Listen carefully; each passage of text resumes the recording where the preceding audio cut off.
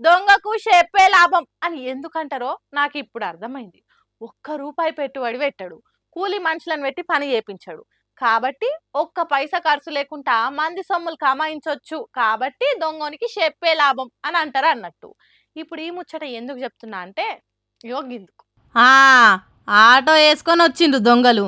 అరే పోరా పోరా, తొందరగా పోయి మూటలు ముళ్ళ తీసుకొని రాపో, తొందరగా దేపో. నేను ఇక్కడ ఎవ్వరు రాకుంటా కావాలంటా కానీ నువ్వు పోయి తొందరగా రాపో సోడిగా. తే తే తే.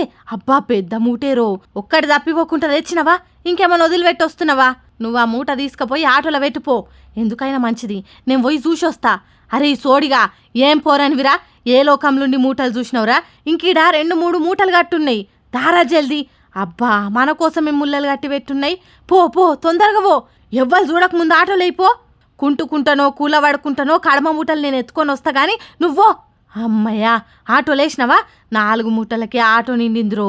సరే గాని జల్దీ నా ఆటో స్టార్ట్ చేయి, ఇడికెళ్ళి పోదాం. ఎవరన్నా చూస్తే మూటలు పోతే ఆటో కూడా పోతుంది.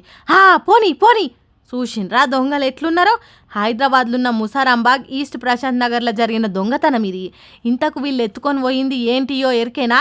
చెప్పులు బూట్లు. అవునుల్లా, చెప్పుల కోసం చెప్పరాని తిప్పల పడ్డరు దొంగలు. మళ్ళా ఆలహీల ఎత్తుకపోతే ఏం కిక్కుంటుంది అనుకున్నారో ఏమో, ఏకంగా పోలీసుల బూట్లు చెప్పులు మూట కట్టుకొని పోయిండ్రట.